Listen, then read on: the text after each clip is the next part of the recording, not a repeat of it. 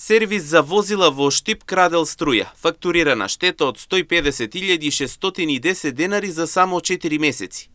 Екипите на корисничкиот енергоцентар на електродистрибуцијата во Штип, во координација со специјализираниот тим за откривање на невластено користење на електрична енергија, открија случај на кражба на електрична енергија во сервис за возила на улица Железничка во Штип, известија од електродистрибуција. Нелегалното користење на електрична енергија е утврдено дека се одвивало во периодот од јануари до почетокот на мај 2026 година. Поднесена е пријава за неовластено превземање на електрична енергија до Министерството за внатрешни работи според член 235а од Казнениот законник и изготвена е фактура за надомест на штета во износ од 150.610 денари, велат од електродистрибуција.